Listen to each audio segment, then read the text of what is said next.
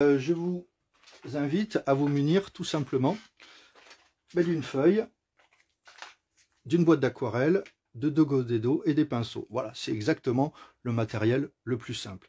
Donc là, on est sur une petite boîte d'aquarelle délaironnée avec un petit set, voilà, de couleurs.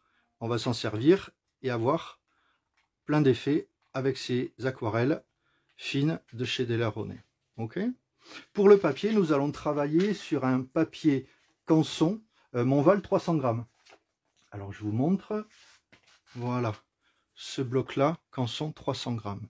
Ce bloc-là, ainsi que des godets dans ce petit set, seront à gagner durant un tirage au sort pendant la vidéo, ouverte jusqu'à 19h30, l'inscription.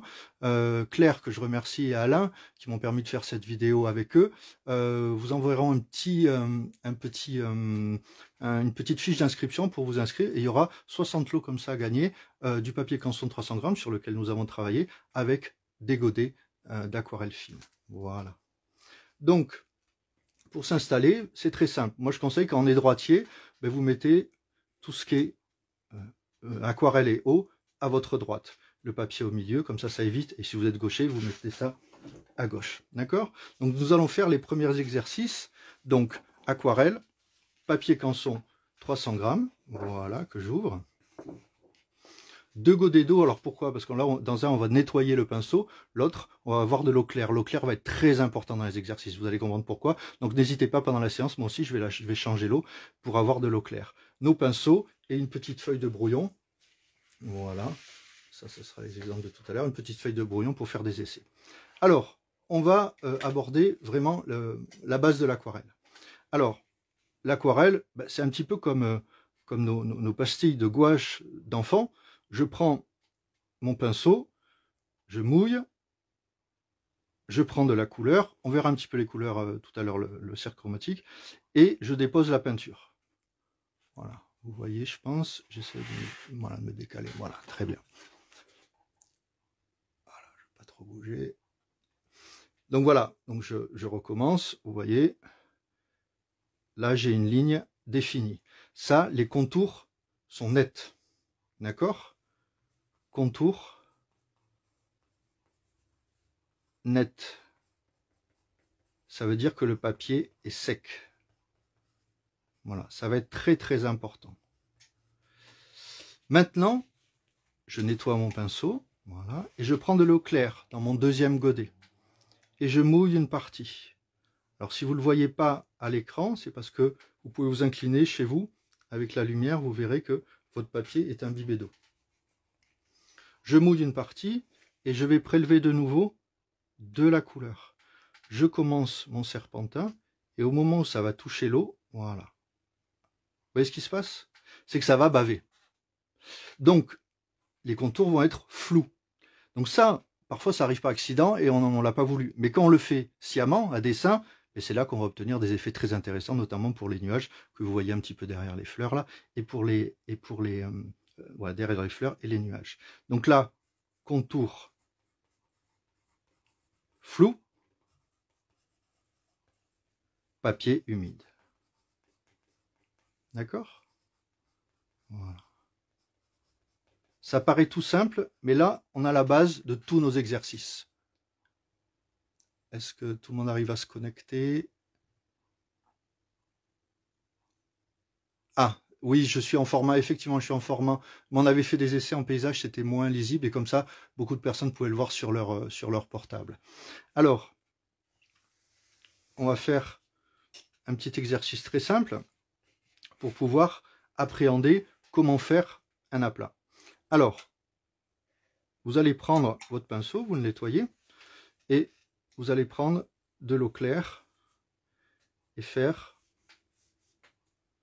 un petit carré, voilà, avec de l'eau. Et là, vous allez poser de la couleur. On va faire un jaune citron très clair. D'accord? Et à ce moment-là, vous posez la couleur. Voilà. Là, indifféremment, vu que le support est humide. Voilà. Et là, vous obtenez un aplat. Et comme le papier est humide, on est sur des fibres à base de bois qui nous permet d'avoir une belle résistance et qui nous permet de travailler longtemps. Voilà un aplat. D'accord? Alors on peut procéder à d'autres types d'aplats. On va faire par exemple un aplat un petit peu rosé. Alors, je vous conseille de mélanger avec le pinceau de l'eau claire. On va faire un aplat un petit peu rosé. Donc vous voyez, c'est plutôt ce qu'on appelle du carmin, qui est proche de la couleur primaire. Voilà. Je fais un petit aplat. Voilà. Très bien. Et on va laisser sécher. Voilà. Ce sont des exercices, mais vous allez voir après, qui vont nous donner des beaux effets. Ensuite, voilà, vous voyez, je vais décaler un petit peu. Voilà, très bien. Il est possible de faire disparaître. Ok, bon. Alors je continue. À quel pinceau? Ah oui, je parlais du tirage au sort, je l'ai parlé tout à l'heure, hein, il y aura l'inscription pendant. Quel pinceau? En l'occurrence, ça, ce sont des pinceaux de la marque Graduate de chez Canson. Donc, c'est des pinceaux en poils synthétiques qui sont très pratiques. Je parlais tout à fait de la différence entre les poils de martre, pour le petit écureuil, les soies de porc, etc. Et les pinceaux Graduate, l'avantage, sont de très bonne qualité et très abordables. Donc, ça, ce sont des pinceaux Graduate. Vous voyez, j'en ai plusieurs, on les utilisera tout à l'heure. Voilà, de cette gamme-là. Ensuite, je vais vous apprendre à faire juste un petit dégradé. Tous ces petits exercices nous serviront tout à l'heure. Alors, regardez bien, pour un dégradé, je vais prendre une couleur un peu plus foncée. Je vais prendre du bleu. Voilà. Et je vais faire une grande bande de peinture. Voilà. Ok. N'hésitez pas voilà, à en mettre. Voilà. Et ensuite, vous allez prendre un petit peu d'eau, décharger le pinceau de ses pigments et faire des allers-retours tout doucement en revenant de plus en plus avec de l'eau. Et à ce moment-là, voilà, vous allez obtenir un dégradé. Oui.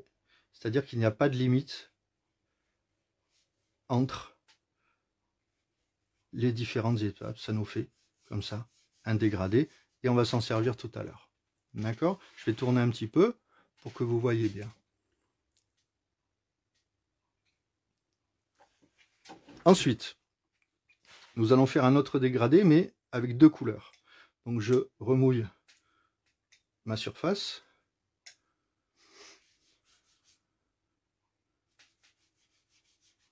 Voilà.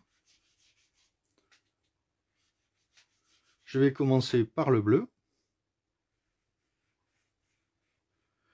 Là, c'est la deuxième méthode pour faire un dégradé. Et sur le bas, qui n'est pas encore sec parce que c'est humide, je vais prendre du jaune. Voilà. Je le pose là en bas et je vais remonter. Et les deux couleurs vont se mêler entre elles. Et là, je reprends un peu de bleu, je redescends. Le mélange des deux va créer un léger vert. Essayez d'aplatir le pinceau pour faire un dégradé. Et dès que vous voyez que les pinceaux sont trop visibles, vous vous arrêtez. Ça veut dire que le papier est sec. D'accord? Je le remontre là et je vais numéroter. Là, on a l'exercice numéro 1. Là, l'exercice numéro 2. Là, l'exercice numéro 3. Et là, l'exercice numéro 4. Vu que la vidéo est en temps réel, je ne vais pas sécher avec un sèche-cheveux. Alors ça peut être très pratique le sèche-cheveux en atelier, mais il faut se méfier parce que ça peut repousser la peinture et faire un petit peu des éclats. Quand vous travaillez à l'extérieur, vous êtes plus à même à avoir des aquarelles qui sèchent vite avec le vent. Donc là, nous, ce qu'on va faire, c'est un autre exercice. Gardez cette feuille-là, vous la mettez à côté, on va la laisser sécher. Voilà. Et on va continuer nos exercices et on va revenir sur les 1, 2, 3, 4 tout à l'heure. Voilà, je vais essayer que ça soit visible pour tous. Voilà, on le met de côté, d'accord? Moi je le mets de côté, vous allez voir, ça va sécher assez rapidement. Donc nous allons faire le premier exercice des nuages. Alors, ce que je vous conseille, je ne vous l'ai pas mis dans la description, parce que c'était pas la peine de s'en procurer, mais pour plus tard, vous pouvez prendre ça, c'est-à-dire du scotch repositionnable. Alors il y en a deux, hein. Il y a le scotch repositionnable transparent, qui est fait pour les aquarellistes, mais malheureusement, je sais qu'avec la pratique, il n'est pas totalement imperméable. Donc vaut mieux du scotch repositionnable, type Tesa, comme ça, que vous collez sur une table ou sur votre jean et vous le posez. Et donc là, pour qu'il y ait moins d'adhérence, pour que ça ne déchire pas le papier, vous posez votre scotch. Voilà. Et vous faites un petit rectangle. D'accord? Si vous n'en avez pas à la maison, c'est pas grave. Vous ferez juste un rectangle mouillé. Ok? C'est juste pour vous montrer. Parce que il y aura des images après dans les commentaires quand la vidéo sera finie de tous mes exercices que vous pourrez reprendre. Si jamais parfois je vais un peu vite ou vous n'avez pas compris, ne vous inquiétez pas. La vidéo sera de toute façon, on pourra la voir de nouveau. Je regarde. Voilà. Et je fais un petit horizon. Voilà. Alors, on va appliquer la méthode pour le ciel humide. Voilà. Et là, les choses concrètes et sérieuses vont commencer, si j'ose dire. Vous prenez votre pinceau. Vous prenez de l'eau claire. Vous mouillez toute la zone. Alors là, on est sur des petites surfaces. Si vous êtes sur des grandes surfaces, vous pouvez prendre des brosses de ce type-là. On voit la différence. Poil rond, virole et ronde. Type brosse, vous voyez que la virole est écrasée. Poil, virole et manche. Donc là, je prends mon pinceau. Voilà. J'essaie que ce soit visible bien pour tout le monde. Je mouille toute ma surface. Voilà. Et on va faire un ciel nuageux sans retirer de la réserve. On va juste gérer la réserve. Je vais vous expliquer ce que c'est avec le pinceau. Donc prenez du noir. Alors je vais vous parler du gris pen plus tard qui est très agréable. Prenez du noir simplement, ou vous pouvez avec un petit peu de bleu si vous voulez. Mais vous allez poser comme ça des touches. Voilà. Et regardez ce qui se passe. Ça bave. Et c'est très bien que ça bave. Pourquoi ça bave? Contour flou. Parce que le papier est humide. Voilà. Donc au début, on a peut-être l'impression qu'on fait un peu n'importe quoi, mais vous allez voir que... Voilà. Et il se passe déjà des choses, regardez. Là, on dirait qu'il pleut. C'est-à-dire que l'eau vous crée des effets malgré vous. Alors parfois c'est très bien, parfois ça ne marche pas exactement comme on veut, mais en tout cas l'aquarelle, il n'y a pas de secret, il faut pratiquer beaucoup pour voir justement comment elle réagit et comment vous pouvez anticiper des effets. Voilà. On va laisser comme ça pour l'instant. D'accord? Voilà. Dès que vous sentez votre pinceau fait des lignes trop nettes, c'est que le papier a séché. Alors on est sur du très bon papier. Ce papier-là, ce Montval 300 grammes, d'ailleurs, qui est fabriqué en France, et ça c'est agréable aussi, c'est qu'à Nonay, hein, près de Lyon, c'est du papier, ça fait 100 ans et qui est fabriqué là-bas. C'est des fibres de cellulose, de bois, et la blancheur est vraiment exceptionnelle parce qu'on a c'est du carbonate de calcium. J'avais visité les usines, c'est vraiment très agréable. Et ça me permet d'enchaîner sur quoi? Sur la notion de blanc et de réserve. Alors, qu'est-ce que le blanc à l'aquarelle? Les puristes vont vous dire, il n'y a pas de blanc à l'aquarelle. On n'utilise pas le blanc. D'ailleurs, sur la palette, il n'y a pas de blanc. Donc, je vais répondre à la fois oui, mais aussi je vais faire une petite nuance. Oui, il n'y a pas de blanc. Pourquoi? On est sur une technique de transparence, alors que la peinture à l'huile, l'acrylique ou la gouache, vous êtes sur une technique d'opacité. Je m'explique. La zone blanche, ce n'est pas du rajout de peinture. C'est la peinture laissée. Il n'y a même pas de peinture, c'est plutôt le papier laissé vierge. Là, il y a un peu de peinture, mais c'est laissé vierge. Donc la transparence vient du papier. Donc plus vous avez un bon papier, plus vous avez de l'éclat.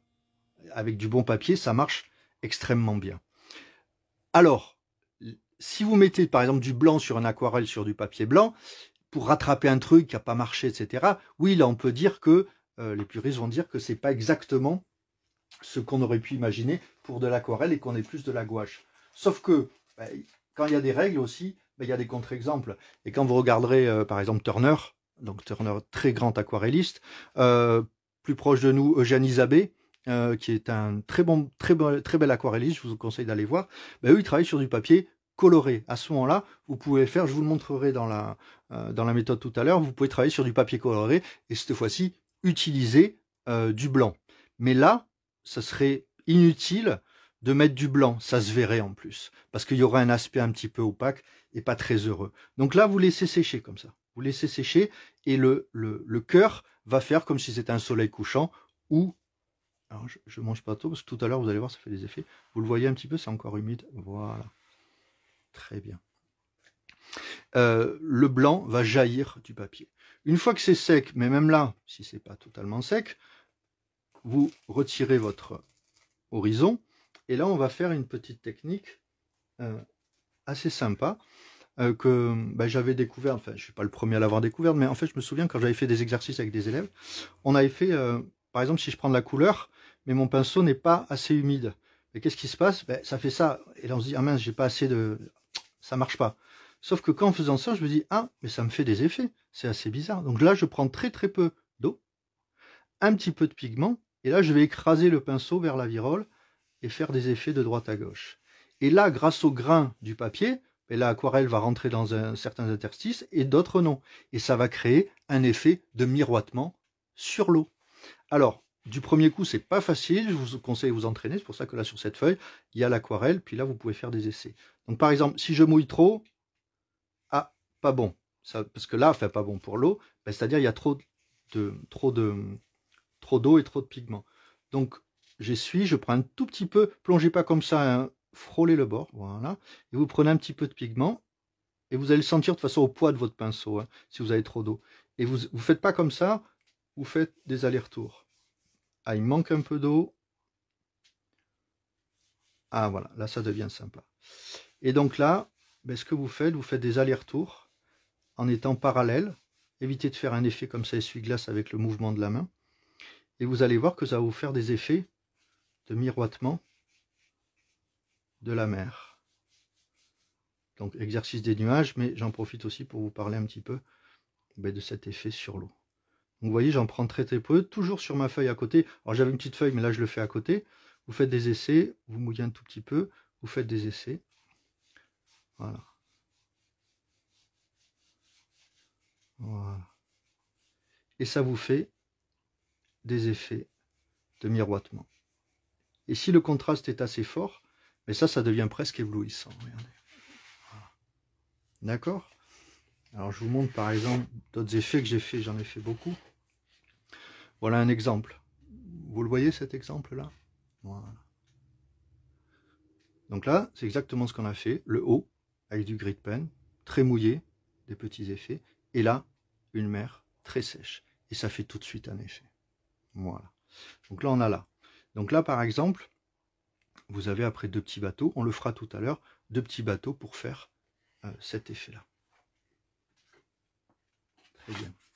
Donc ça, on va le mettre de côté. On va l'appeler l'exemple numéro 5. Voilà. Ensuite, on a cette technique-là, sauf que le papier est blanc derrière. Bon. Si je veux un effet de soleil couchant, regardez par exemple.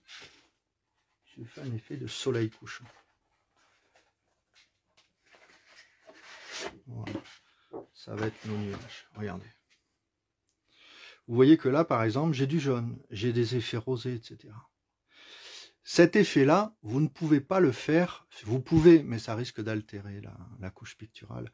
Vous devez le faire en amont. C'est pour ça que je parlais de verticalité. L'aquarelle, c'est comme un millefeuille. Vous devez savoir quoi mettre en premier, en second, en troisième, etc.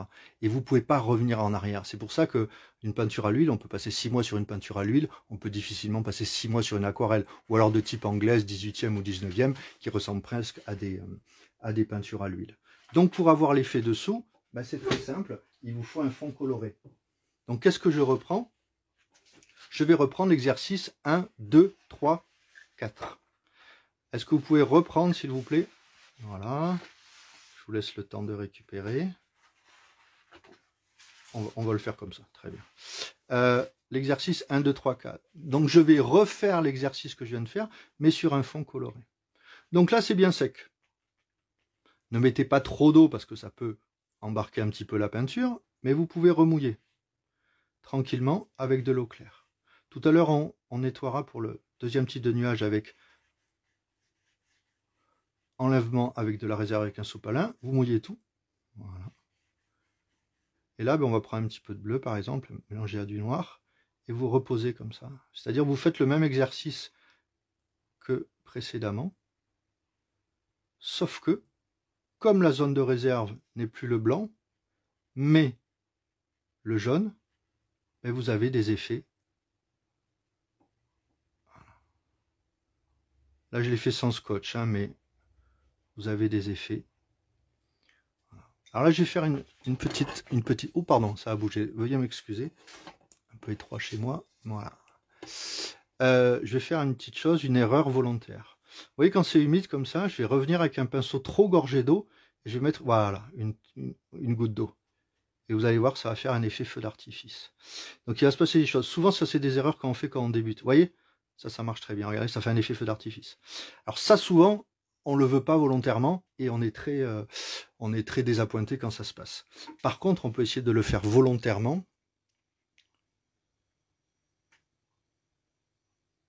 Alors.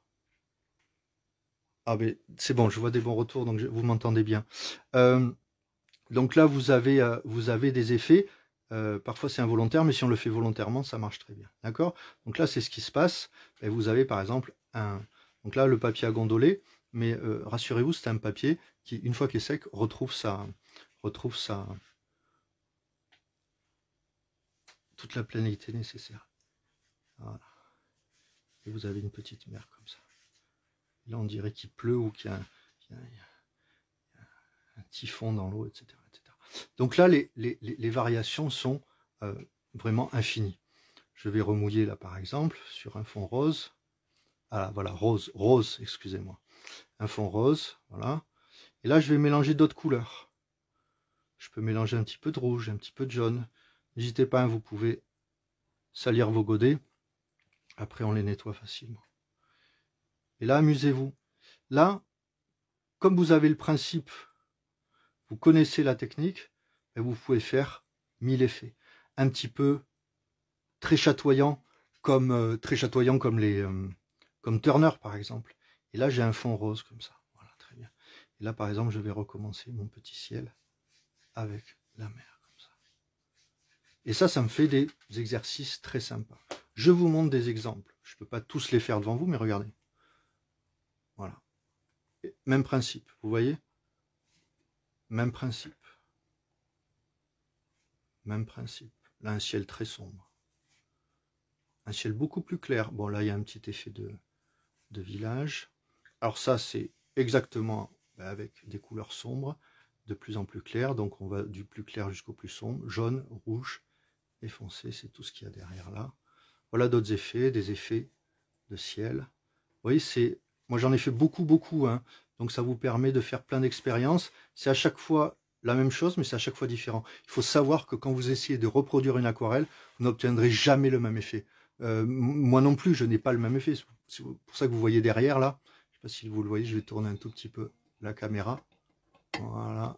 Vous voyez, tous ces effets-là, c'est des séries. Mais c'est à chaque fois toujours la même chose, mais c'est jamais le même effet. C'est un peu le principe un petit peu impressionniste où je capte la lumière, je capte les effets de la couleur. C'est pour ça que l'aquarelle était destinée à vraiment aider les peintres à sortir de l'atelier, à faire des croquis sur le vif pour ensuite finir à l'atelier.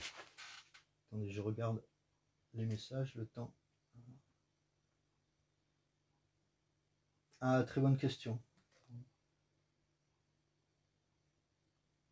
Alors, devons-nous attendre que le fond sèche avant de faire les nuages ou peut-on enchaîner? Alors, vous posez une bonne question, et c'est Mathilde. Je réponds à Mathilde. Si vous attendez que le fond soit sec, c'est comme si vous travaillez sur du papier sec. Vous aurez ces effets-là. Par contre, si votre fond est humide et que vous rajoutez de l'eau, là, ça va se mélanger fatalement.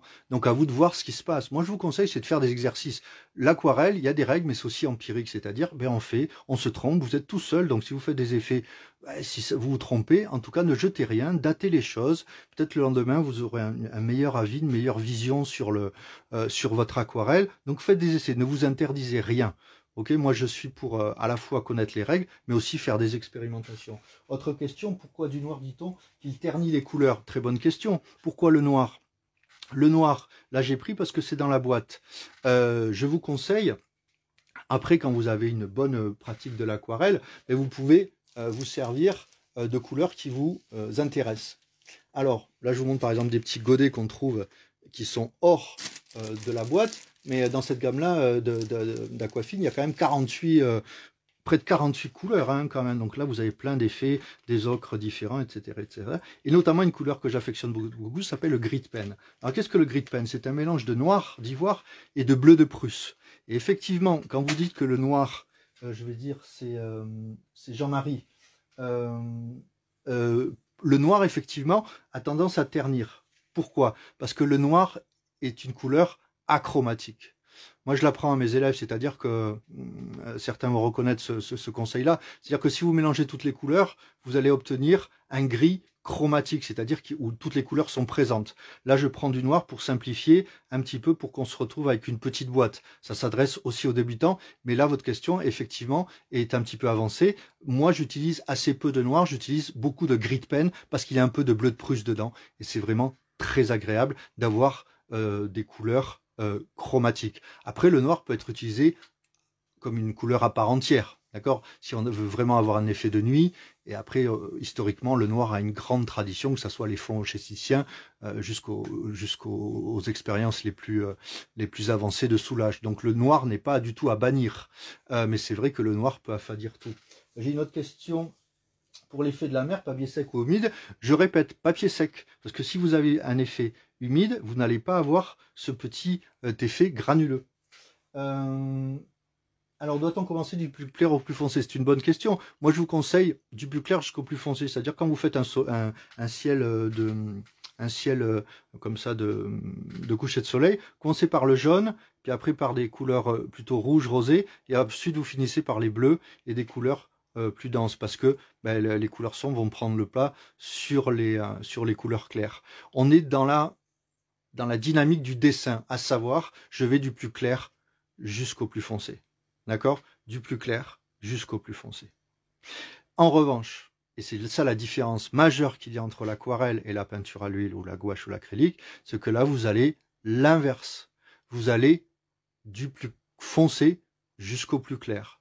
Ah, ça s'appelle de l'empâtement.